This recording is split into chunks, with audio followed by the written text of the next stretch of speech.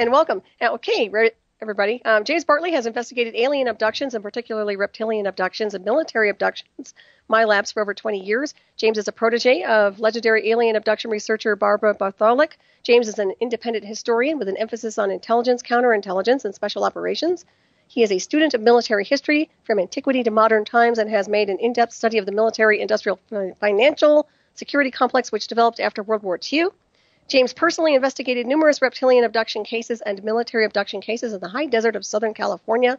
The high desert of Southern California is where the deep black aerospace industry is located, as well as military installations, which figure prominently in UFO and MILAB research, such as Edwards Air Force Base and Naval Weapons Center, China Lake. He is familiar with much of the UFO military underground and undersea base activity in Southern California, Northern California, Arizona, and Nevada. And his website is theuniversalseduction.com/Bartley. And please welcome my friend James to the show tonight. Hi, James. Hi, Solaris. Great to be here. Always great. It's always like, oh, another spiritual brother from another mother. Yes, like a reunion that spans space and time. And I apologize for getting on here late. Skype took the most inopportune time to try to update again. It just pops up out of nowhere and kind of takes over the Skype system, and then I had to reboot to get rid of it, and here I am. So that's why I was a little late. That's okay. I saw you then. I was trying to pull you in, and the system wouldn't let me, so that must have been what it was. But we're glad to have you tonight, that's for sure. Yeah. So what do you want to talk about tonight? I know we were going to discuss a little bit about maybe some Earth changes. Yes, I wanted to talk a bit about that, if it's okay. Sure, absolutely. You have the floor. Thanks. Yeah. Well, many people have had dreams of two suns in the sky, of possible future cataclysms, tsunami waves, massive earthquakes, nuclear wars, so on and so forth. And Milabs and abductees have likewise had those types of dreams and visions. And indeed, sometimes ETs have been known to show people. There's a guy in Puerto Rico, I forget his name, but the great Jorge Martin interviewed him. This was in the early 90s, and that group of ETs was telling a number of Puerto Ricans that they had basically abducted, that sometime in the future a very large asteroid is going to hit in the Caribbean and basically swamp Puerto Rico, and not just swamp the whole eastern seaboard of the U.S., but also cause a global coastal flooding event. These cataclysms are in the fossil record. They are also in the geological record. The concept of uniformitarianism holds that everything in a geographic terrain sort of sense stays the same for immensely long periods of time. It's very similar to evolution, supposedly, where everything just stays the same, and suddenly there's the huge leap, which is kind of contradictory. But where the geological changes take place, one can definitely see a pattern, a cycle. Roughly every 12,500 years, there are tremendous geological upheavals on this planet, as well as a mass extinction event. And then to a lesser degree, every 3,000 or 4,000 years, there are more cataclysms. Because what has happened is, it seems to me and others who I've spoken to, is this solar system we're in was ideal for creating a prison planet matrix because of this reset capability, wherein civilizations are allowed to flourish and technologically advance up to a certain point, and almost like a default reset is hit, and then these cataclysms come along, and then everything is reduced back to the base starting point. So what's important to understand is it's not just people, individuals who are seeing this, and it's not just people being told by aliens that they're seeing these, that are being shown these things, people seeing them in dreams. I've had these dreams. In fact, yesterday morning I had a dream about two suns in the sky again, not the first time. I've spoken to a number of people who have had dreams of very high tidal waves heading landwards. In my dreams, they seem to be rushing uphill, and in my dreams of the the tsunamis are often set in California, in San Diego, and places like that. And we also must remember that these changes have been prophesied. There's the Hopi prophecy about the end of the fourth world, the great purification, the great cleansing, and there are other traditions around the world that speak of the same thing. Now, there's this body of thought out there that holds that, well, we shouldn't think about these things because when we think about them, we energize them, and we are more likely to bring about this outcome, right? And usually it's not just one cataclysm, it's a series of cataclysms, and it can last for hundreds, if not thousands of years. Now, when people say that we should not put much thought into these prophetic visions and dreams, and I spent like 2 days in the recent past just watching YouTube videos of people talking about these kinds of dreams.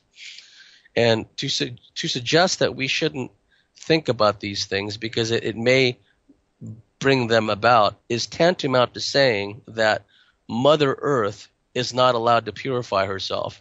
It is tantamount to saying Mother Earth is not allowed to cleanse herself. She's just supposed to carry this burden of radioactivity, toxicity, injustice, and just harbor it forever like a traumatized planet, and just put up with it and shut up, and she has no say in the matter. But what the elders from a lot of these different traditions have pointed out is, yes, Mother Earth does have a say in the matter. And a very gifted psychic friend of mine, a mystic friend of mine, told me some time ago, it's not just that Mother Nature is in distress.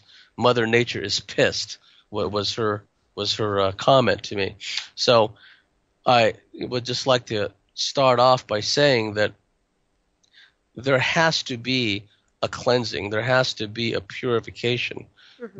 Because if somehow we were to wave a magic wand and stop all this from happening, that would mean that this wretched control system, which is responsible for Fukushima, which is ongoing, which is responsible for the Gulf of Mexico oil disaster and core exit disaster, which is still ongoing, so on and so forth. It's the same as saying that's just going to continue ad infinitum until there's not a living life form left on this planet, because the planet will become so toxic, the environment, the air, the water, everything will be so polluted, life as we know it will cease to exist. So unless someone can come up with a better alternative, right? And I am not afraid of these cataclysms. First of all, I know that they happen and they're cyclical, and I just mentioned this a little while ago. Secondly, if we remember that we are divine spirit encapsulated in a bodysuit, with the soul being a very poor facsimile of our true divine self, our true spiritual self. If we just hang on to that and remember that, there's really no reason to fear any of this, because many of your listeners have already lived through these planet-wide global catastrophes in past lives. Indeed, the memory, the collective memory of these celestially driven cataclysms has been seared into our collective consciousness and has been seared into our DNA. And this is why the powers that be continue to try to make everything seem like everything is hunky-dory, although they do seem to plant seeds every once in a while. Kind of that spiritual law that holds, well, we told you so, even though we told you in the back page of a very obscure journal 30 years ago, we told you, right? Because now we're starting to hear stories of near misses of asteroids and so on and so forth. I do believe the possibility exists that the Nibiru system, during its transit into the solar system, may have dislodged one or more large asteroids from the asteroid belt. And if people are familiar with the lore of how the asteroid belt came into being, well, one of the stories holds that there was once a very large planet called Tiamat, which either was destroyed due to a collision with another large astronomical body, or, according to some sources, was blown up by a planet-busting weapon, which I think is more likely. And that that begat the asteroid belt. So there should have been another planet in our solar system anyway. Mm-hmm. So I just wanted at the outset to point out that these things are cyclical, that our planet needs to cleanse itself, it needs to heal itself, it needs to purify. And what the powers that be are doing with their incessant mining activities, with their incessant chem spraying and geoengineering and weather weaponry, and the weather weaponry will come to the fore more often going forward. That will be a means to really reduce the standard of living and put people into a state of crisis and panic before all of this comes about. They're just going to selectively go and hammer different places around the world with weather weapons, whether it be in the form of severe storms that they stall out to really hammer a certain spot with rainfall and high winds, tornadoes, drought, whatever the case may be. It's a full spectrum assault. So not only are we having these freakish weather conditions wrought by these earth changes and naturally wrought by the movement of these large celestial bodies, but on top of that, the weather weaponry psychos are overlaying their own kind of manipulation on top of all of that. Mm-hmm. And we're at a time now where seismic activity is an all-time high, volcanic activity is an all-time high, and the Earth is under full-on assault. So did you want to comment about any of that, Oh, I Solaris? agree with you 100%. You're so awesome. I love to listen to you. But yeah, you're right about everything. And, the Earth speaks to those who listen. That's the bottom line. And everybody, you talked about cellular memory and past life recall pertaining to Earth changes, and I agree with that. I think that we have some really old souls here that have incarnated on this timeline that we're reliving to some degree a reflection of what has happened before. And of course, I like the way you touched on the divine aspect of who we are, because that's really what it boils down to, is embracing that and ascending to that highest level so that you're able to be the observer through all this process of what's going on, whether it's induced by these crazy cabals or it's a natural way of the Earth just cleansing. And I do believe the planet needs to totally reset. There's too much going on. Now, I was going to mention real quick, I know the Earth changes are really big with the volcanic activity right now, and it seems to have spiked up with CERN, the Hadron Collider. Do you see a correlation? Yes, I do. And CERN, the whole concept of CERN is troubling and freakish. First of all, the lower level minions are still operating on these bogus scientific models that have long since been discredited. It seems to me that their masters, the people higher, or the semi-people, let's say, higher up in the hierarchy, they know what the real agenda is. And even just the comments that have been issued by the middle level or low level minions in the CERN project are very troubling, talking about creating artificial black holes, talking about accessing parallel dimensions and parallel universes. And that CERN, that Hadron Collider, is not even going to be fully powered up until September. And that's another confluence of facts and like a pattern data correlation, because as many of your listeners are familiar, the Jade Helm exercise is supposed to end on September 11th, 2015 of all times. Mm-hmm. There's supposed to be a blood moon, the fourth and final tetrad, in late September. Many of the people that have had the visions about the asteroids have talked about late September being the time when potentially this large asteroid can hit in the Atlantic Ocean and the Caribbean area. So it all seems to be pointing towards the late autumn, and CERN is not going to be fully powered up until then. And I was reading Michelle Walling's article. Your listeners, I'm sure, are familiar with her. She does the N5D website and has her own show.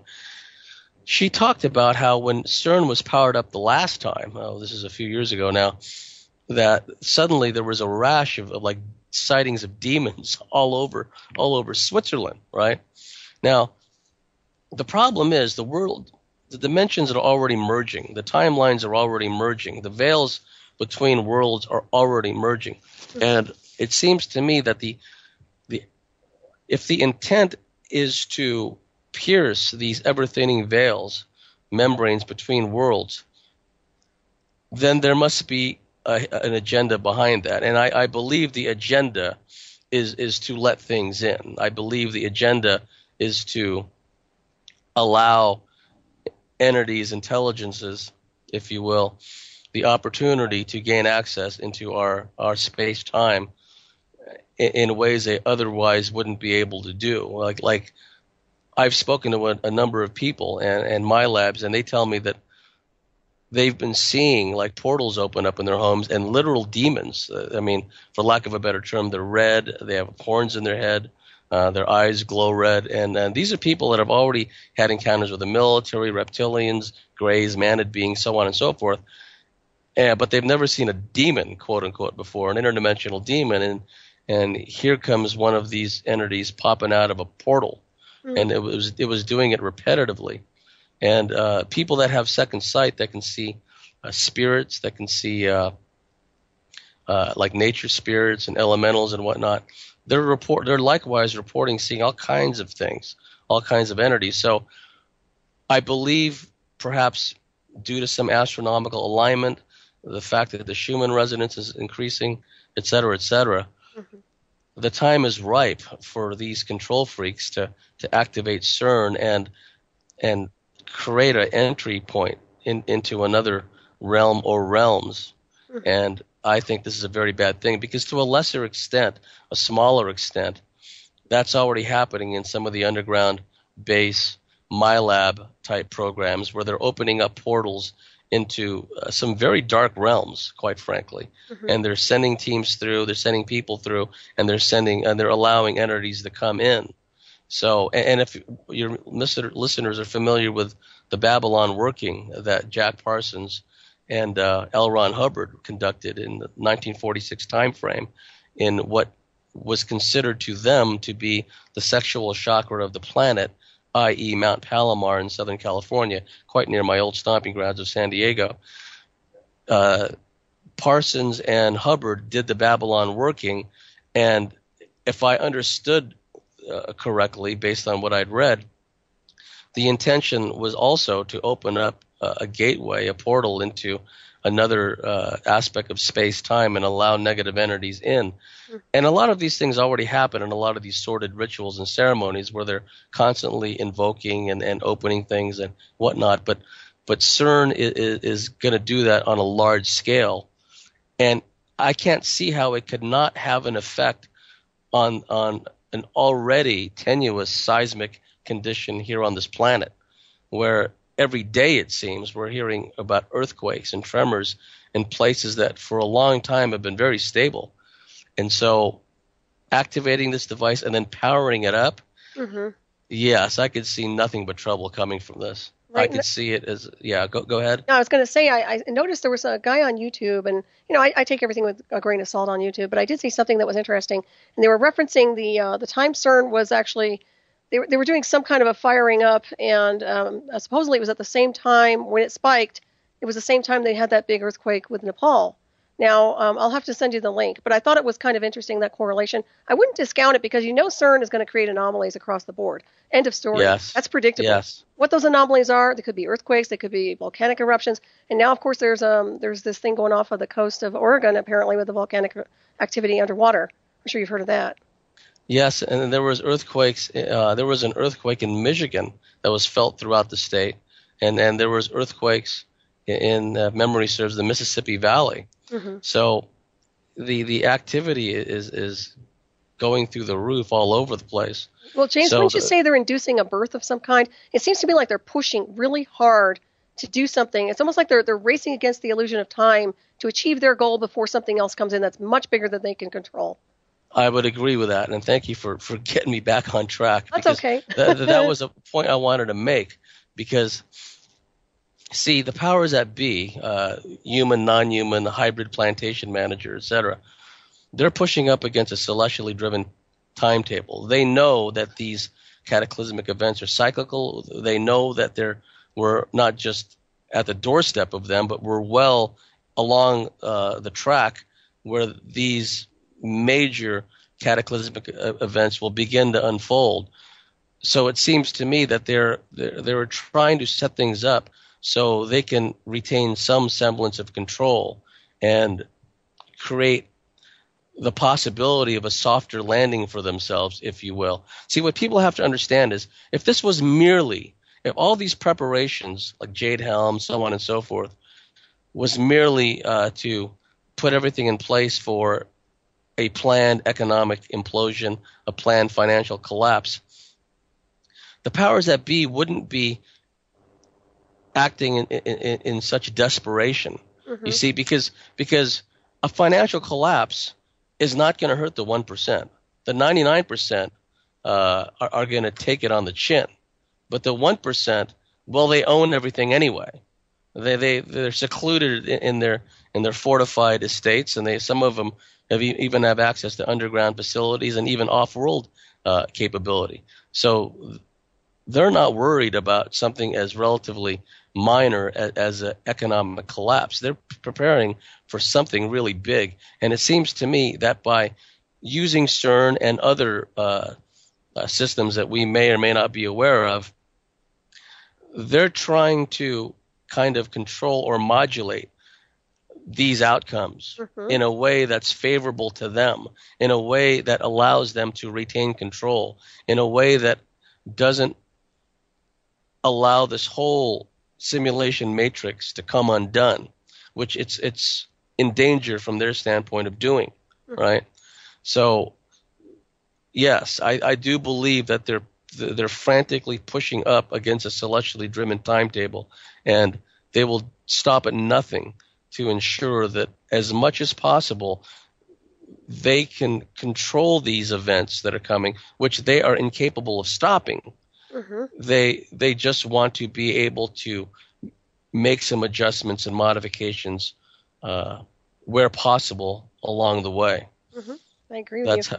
That's how I feel about it. No, you're spot on about that. And, when you think about the entities, I mean, whatever they're trying to bring in or harness or conjure, I don't believe they can control them at all. As a matter of fact, I'm pretty sure they're out of control. They cannot control these different types of beings, entities. Whatever's bleeding through, I don't think they have control over, and I think that's another problem as well. I would agree with that. It seems to me that they have their hands full enough in these ceremonies and whatnot, trying to keep these entities under control, try to learn from them, try to get some direction from them, but still keep them at bay, so to speak, because the plantation managers want to retain power. One of the things about the Nibiru system is of course, the fact that one or more of the planets in the Nibiru system may be inhabited.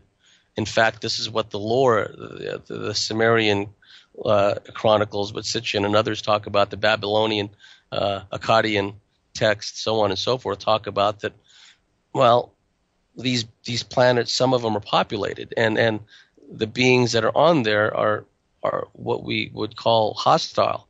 And they have tried to present themselves in the past as being our creators and our gods. And we know in the past that, well, you look at the biblical story of Noah, which was just a corruption of all these older texts, that a decision had been made in this pantheon of gods, the Anunnaki Council, whatever the case may be, to do a reset and create this huge deluge that basically wiped out most of the surface population. Now, consider that these beings are back, that they're back in the solar system, and they're looking down at Earth with their advanced sensors and probes, and they're seeing huge cities everywhere, and they're seeing the level of technological advancement. If they were going to do a reset on the relatively primitive peoples of, several thousand years or further back, what must they be thinking now when they look down and they see all these advanced hypersonic craft that were developed as the result of recovering and back engineering alien technology? Right. They will see that the humans, and in particular the aliens and reptilians controlling these humans, have become a mortal threat to them. So the possibility also exists, because many of us have had dreams of not just UFO invasions, but UFO and alien wars playing out in our skies. And again, there's a precedent for this many times over, where in like Sitchin's book, The Wars of Gods and Men, is full of such accounts. And some of the Vedic texts talk about these wars between these sky gods, these celestial sky gods, and their vimanas and in their chariots, battling each other and whatnot. And to a degree, that's already happening. There's a lot of people have seen video. I have that seems to show craft shooting at each other and conducting evasive maneuvering or engaging one another. Right. So it's a smorgasbord of potential, and it's a smorgasbord of possibilities. Mm-hmm, I agree. So some of the things that, just let me pause to get a drink of water here. Okay. So I've talked about the different types of futuristic prophetic cataclysms, cataclysmic dreams people have had, tsunamis and whatnot. Also, nuclear wars comes up a lot in the dreams and visions of people, and especially within my labs. And I should point out that a lot of my labs are very psychic to begin with. Indeed, that's often the reason why they're accessed and exploited and utilized as an operational asset by these deep black elements of the military in conjunction with this, that, or the other ET race, is precisely because they have these metaphysical abilities which the controllers know how to pull out of them and exploit.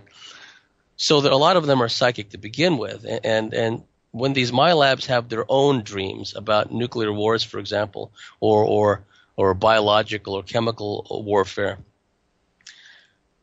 and they have dreams of fireballs raining down out of the sky and setting things on fire and huge floods, to me it's equal parts.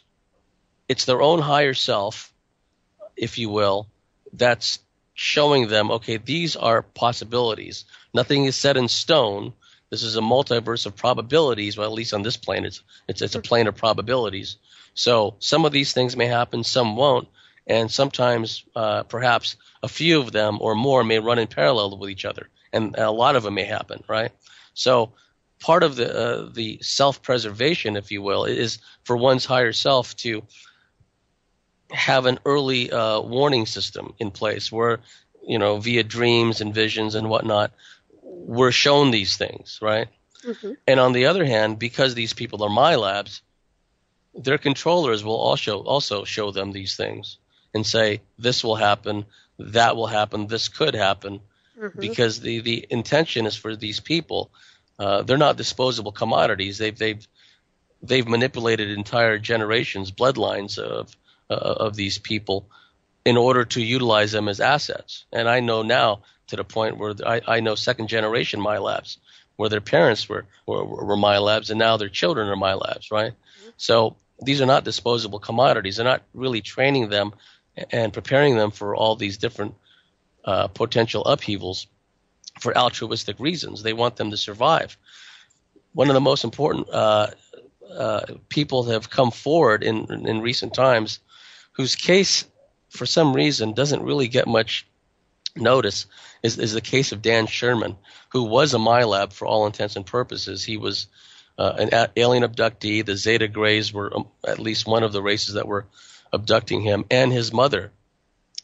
His mother was genetically altered by the Zeta Greys in order to ensure that her future offspring, Dan, would become very psychic. Because the Zeta Greys, along with a deep black element of the Air Force Security Service, which is the Air Force's national security subsidiary, realize there's going to come a point in time when the grid will go down and electronics and communication will also go down. Mm-hmm. But as Dan was told in this project, and this was in the 1970s, the early mid-1970s, if memory serves, he was told that even though the grid will go down, they will still need to maintain comms with at least this group of aliens, these Zeta Greys, and these Zeta Greys have been described by Bob Lazar and other people who were also whistleblowers. So they worked it out genetically so Dan Sherman would one day become, after being guided and groomed and finally shunted into the Air Force and eventually an Air Force Security Service, he was groomed literally from before birth to be an intuitive communicator, mm-hmm. to be able to telepathically receive and send messages to these Zeta Greys. So that tells me also it's another example that the powers that be, as far back as the 1970s at least, were preparing for a time when the grid would go down, when the surface world would be in upheaval. And they always plan for contingencies. They always make preparations. Mm-hmm. So that is something that the listeners ought to pay attention to. The preparations that are being made by the powers that be on the surface are far out of proportion to what one would expect if the catastrophe, if you will, was going to be just the financial collapse. It's something much bigger than that. Mm-hmm. And so they're going to prepare these Milabs for any eventuality. A lot of them have been shown nuclear warfare. A lot of them have had dreams about nuclear warfare. I've had dreams of seeing fireballs going up in the distance.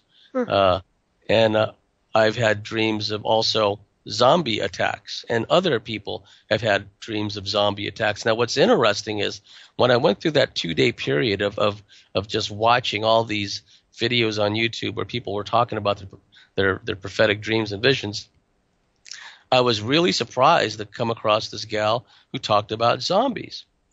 And from what I've come to understand, talking to a number of different Milabs, is the possibility exists. In fact, some Milabs were told this by their controllers. And some of your listeners have probably heard me say this, but it bears repeating, that some of these Milabs were told by their controllers that a pathogen already exists, which will basically turn people into cannibals, turn them into berserkers. It will destroy their cognitive function, and the effect on people will be similar in a way to how rabies affects dogs, where it just strips them of reason. They just go nuts, and they just bite and claw and tear at anything. Now, we know from even the recent past, in periods of extreme famine, cannibalism was quite common. The 999-day siege of Leningrad in World War II, classic example. It's, before too long, the rats, cats, and dogs all disappeared, and then pretty soon, there were a lot of people were eating corpses. So we know that people, desperate times call for desperate measures, I guess, right? And so some people will resort to that. Now, it's a short step from that to having the psychopathic neurologists and microbiologists and so on and so forth, virologists, come up with a pathogen which will completely eradicate cognitive function and turn people basically into rabid, snapping, biting, carnivorous humans. That's not as impossible as people think it is. Mm-hmm. They're not going to be undead. They're just going to be mutated. And I also feel that all this radiation is going to play a role in this. It may catalyze these changes that will be wrought by these passive pathogens, because that's how a lot of these things work. They're binary and multi kind of weapon systems that coalesce to create certain kinds of expected changes. And in this case, they mean to turn people into zombies. But that's not to say it'll happen. I've spoken to a number of Milabs who say they've had a lot of very realistic experiences, whether it was an alternate reality, future timeline, or an astral training in preparation for future combat with zombies in this timeline. But they tell me that it's very realistic, that these were not like training scenarios. It was do or die. It was fighting, and it was killing and trying to stay alive, and their senses were honed, and they were like a predator themselves, just always on the alert and on the watch for these zombies, which could pop up anywhere. So that's yet another potential scenario that has been presented to people, not only Milabs, but again, hearkening back to the videos I'd seen of people having these dreams, which I thought was interesting. Oh, absolutely it is. And of course, you have to pay attention to that radar. Yeah, it's highly possible. I mean, they're dealing with biochemical warfare already with array systems, with aerial warfare, what do you want to call it, with the chemtrails. And, I don't discount any of what you're saying at all, because I think anything is possible, especially with the type of technology they have access to. And I think it's also interesting that you were touching on Dan Sherman, because it sounds a lot like the artificial telepathy I've been interfaced with, the communication system that I was inducted into. Very, very similar Not the Zeta Grays, though, from what I recall. But, yeah, you know. Well, and Let's and put the it this way. possibility. Oh, No, go ahead. I was going to say, if anything goes down, I still have a backup system, right? Yes, I was just talking about this to a friend the other day about the importance of us relearning, if you will, telepathy. That our emotional bodies power a lot of our psychic and telepathic abilities. And we've seen the inverse of that when we're really depressed, really bummed out, and all these frequencies and pharmaceuticals and everything else reinforce all that, keep everyone in lower frequency bandwidth. And then they begin to manifest all this negativity in their life because their DNA and the divine matrix around them is responding to it, right? They're just negative, bummed out, depressed people. Well, there's the other side of that coin where we can visualize a positive outcome for certain things we want to see come to pass, and we can have a strong feeling of triumph, of success, of abundance, of joy, power it our way instead of power it their way, and manifest these changes, and be able to telepathically communicate with each other. We already do it to some extent. A lot of us are already in commo and dreams and whatnot, and in higher dimensions and higher planes, if you will.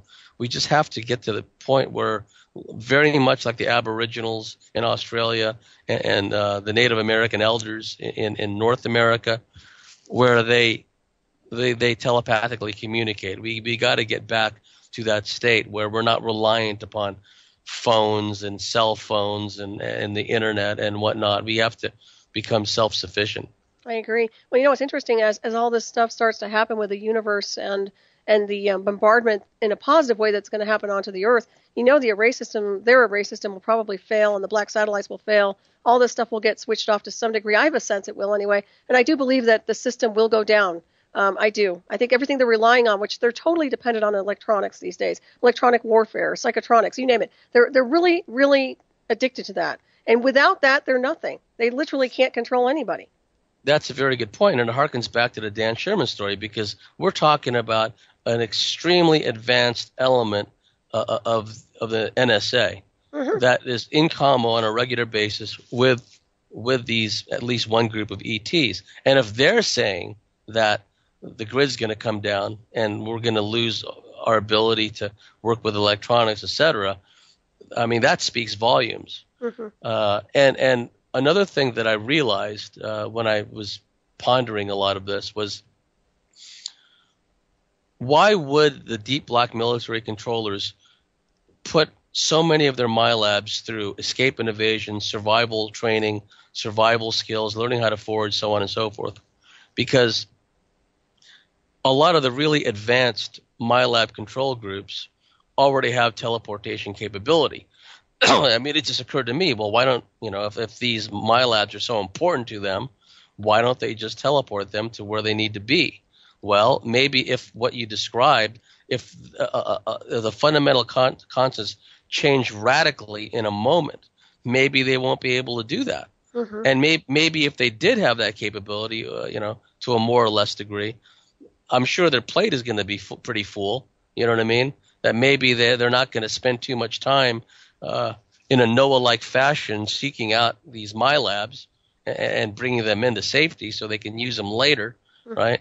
It seems to me that a lot of them will be left to shift for themselves on the surface. Totally. And also, and I don't want to interrupt you, but I just want to add one point. Please. Also, they, they're going to clone the brain templates of these Milabs. And yes, and it's already happened. Yeah, they can clone. It's a very good point, because what a lot of Milabs have described, and a lot of them have actually taken part in these types of ops and not realized that it was only upon debriefing them did you realize what actually had happened. The cloning is far in advance of anything that the surface level universities and R&D centers can even approach in these deep black off-world type programs. And as you pointed out, they already have the ability to map out the whole brain and the neurological system. So what happens in a lot of these Milab programs is, if they're going to put a Milab through very strenuous, arduous, indeed dangerous training or an actual op, what they will do is they will take that Milab's consciousness and put it into a clone. And oftentimes prior to the actual op, they will have these dress rehearsals, if you will, where they're putting the Milab into a virtual environment of the likely environment they're going to be one day utilized in their physical form, whether it's their own body or a cloned body, and they're put through their paces again and again. So in this astral virtual environment sense, it becomes ingrained into them what to do, where to go, and what landmarks and so forth that they'll recognize and take into account while they're in their op. So they put the consciousness of the Milab into a cloned body, and then they put it through this arduous training or an actual op, so that if the clone gets mangled or even killed, they just simply transfer the consciousness into another clone body and continue the training or continue the op or send it back to the Milab.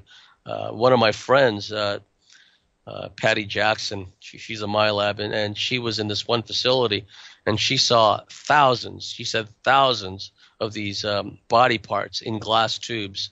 It would be like everyday looking people, but they would be missing. Some would be missing arms, some would be missing legs, some would be missing their head. It seemed to me that what she was describing were spare parts.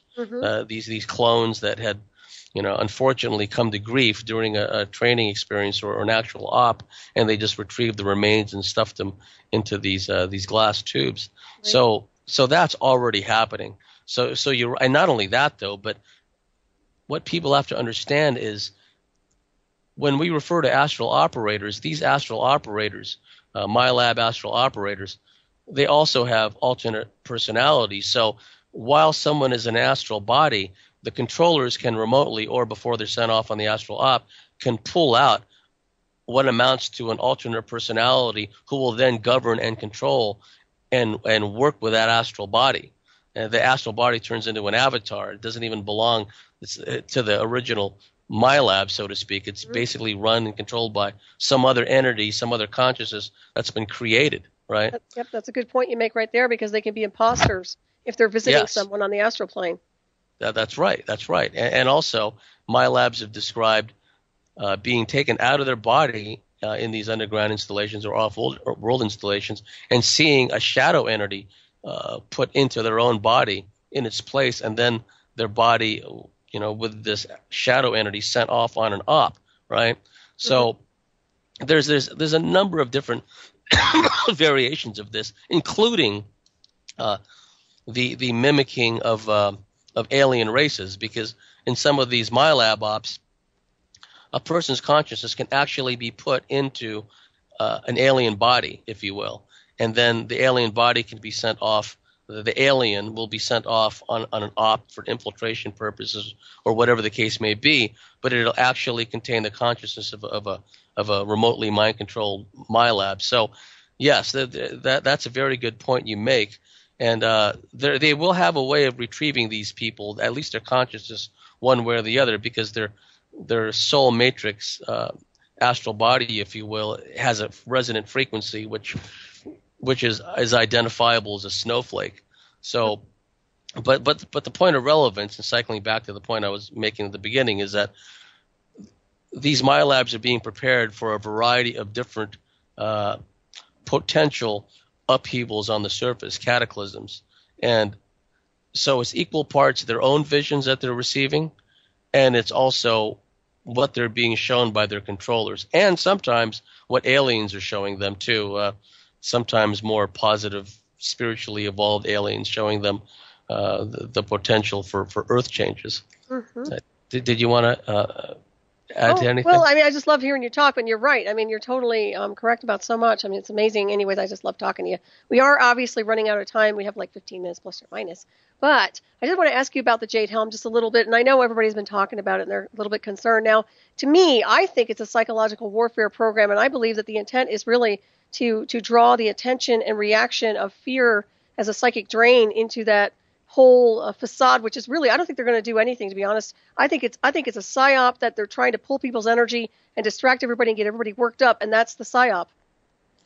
Yes, that's a big part of it, because the way that the official documentation was even written creates concern and confusion within people, because supposedly it's training with law enforcement agencies for unconventional warfare, guerrilla warfare operations, but that doesn't compute, because in a real behind the lines scenario, special forces would raise, train, recruit, arm, and lead members of the local populace against an occupying force. Well, that wouldn't compute. Why would they? They're trying to disarm the citizenry. Why would they want to raise, train, lead, equip, and lead them against an occupying power? Who's the occupying power? So everything about it doesn't make sense. But it has had the effect of really freaking people out, especially those that really don't, sadly for them, don't have much of a spiritual, metaphysical orientation. If they're one of those people that are in kind of a orthodox religious paradigm, it's going to really drive a lot of fear into them, because the way the controllers work is a lot of these negative beings, they exist beyond time, and they create these hybridized priesthood bloodlines who carry on some of their work here on the surface. A big part of that work was creating these apocalyptic religions and apocalyptic text. The great William Bramley, in his book The Gods of Eden, talks about these apocalyptic religions that these negative ETs have created. So these priesthoods, these astronomer priests of the negative variety, working in conjunction with negative non-human entities, they know thousands of years in advance what these particular astronomical alignments will be. They know about the blood moons, the tetrads, so on and so forth. So they write their prophecies in such a way as they seem to the people in the current time frame to be prophecy manifesting itself and coming true. And what it does is it creates this strange, in some cases, almost a hallelujah breakdown, where these people that are really plugged into the hardcore religious fundamentalism, they actually want all this catastrophe to happen. They want friggin' nuclear wars to happen, because in the paradigm they're in, the sooner all that stuff happens, the sooner the Messiah returns, so on and so forth. So that's what William Bramley meant by an apocalyptic religion created by negative entities. And Jade Helm is all part of that, because those people that have taken the time to study how this whole centralization process, this whole militarization of law enforcement, this whole cross-training with foreign troops, going back to the Clinton days, a Partnership for Peace, that information has been out there in open published sources for decades now. So people that have been paying attention already knew this was going on. What Jade Helm has done is those people that were operating from a standpoint of like basically fear, apocalyptic religion, so on and so forth, this is going to drive them into a feeding frenzy, right? They should have been wary and on the alert long before Jade Helm showed up.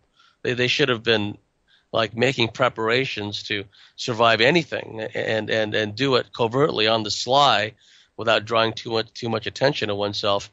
Right. Long before Jade Helm showed up. And the one thing I do notice about the Jade Helm 15, I believe it's called, is I believe they're contracted with the DoD, obviously, and we all know that those guys reek of covert intelligence, tactical hardware, remote access, brain hacking, psychotronic warfare. So I'm not putting it out there into the ethers, but I will say one thing: if you're looking for anything at all, look for the uncovering of something that's more covert. I think them just doing physical exercises is not really a big deal, but it's the technological remote warfare that could be cloaked that they might be using during this exercise. That's the only thing I can think of. But also, like I said before, I believe that people getting worked up about it, I would be neutral and just observe and see, hear what they say, watch what they do.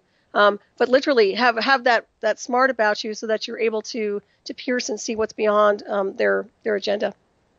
Yes, I believe psychotronic weapons continue to be a big part of all this, because it's too easy for them to tweak the knobs and then drive some patriot, if you will, crazy, and then go on some Facebook or YouTube rant, and then do something which justifies a response, right? That is too easy, especially for people who fall into a particular psych profile, a particular paradigmatic way of thinking. So people need to be aware of that, and be wary about these apocalyptic religions anyway, because again, it may sound contradictory. Where at the outset I was saying we can't turn a blind eye to all these prophetic visions and dreams and so on and so forth, because the planet needs a healing, the planet needs a cleansing, and if that's almost a sure way in many ways to get rid of this wretched paradigm control system is for there to be this these series of cataclysms and whatnot. But at the same time, if people buy into the appeal that these things have to happen for the Messiah to come back, and they're marking them all off as milestones and guideposts. Seismic activity, check. Signs in the sky, check. Right?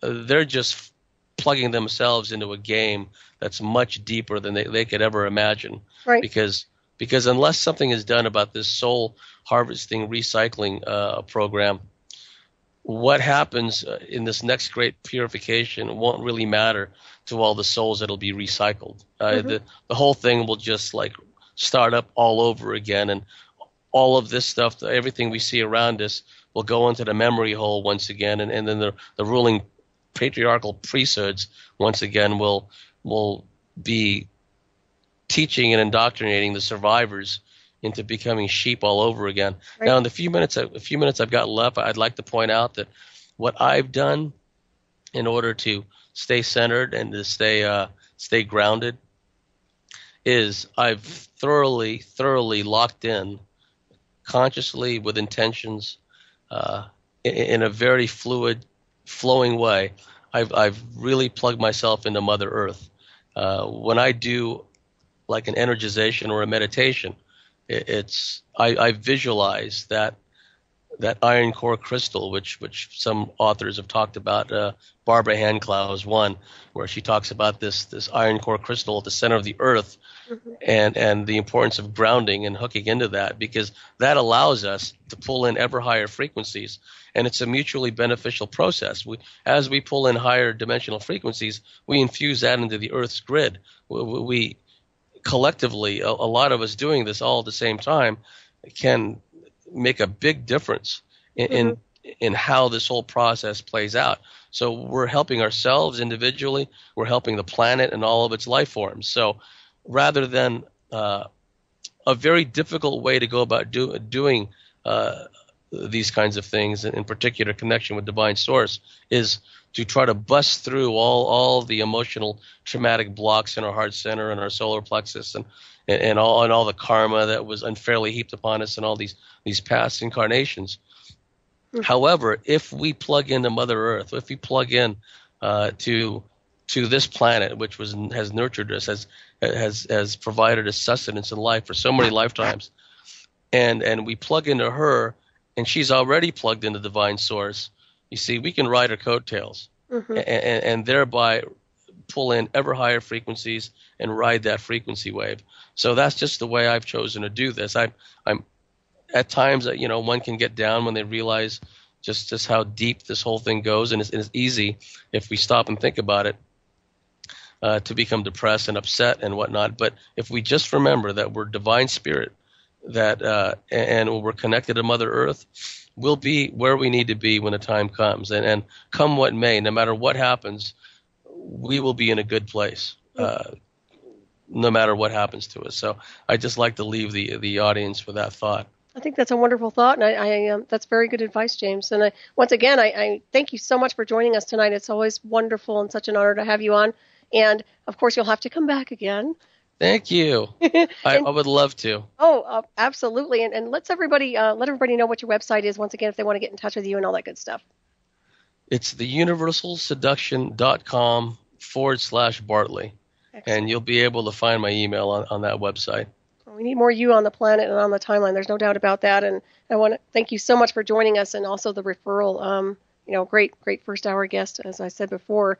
And also, you're really talking about changing the dream, literally altering the timeline and the state of conscious intent behind it, which is really a false matrix and an agenda that's designed to pull everybody down. Yes. We run into trouble when we start allowing all these outside influences to tell us what to think and what to believe and what to fear. We really need to go within. That's where the real heavy lifting takes place. That's where the real work goes, where the real work effort takes place is within. And it's the scariest to go within. That's where the roughest, toughest, meanest work is done. Mm-hmm. And so, yeah, when people come up with all these great ideas and, we need to do this, we need to do that, it's always go within, always trust your own inner guidance. Absolutely. Well, thank you, James, and thank you, everybody, for tuning in. Thank you. Yes, and stay tuned for Shiny Side Out with David Dundermickey. Coming up next is Sail You Out into the Night from Down Under. Have a great week, everybody.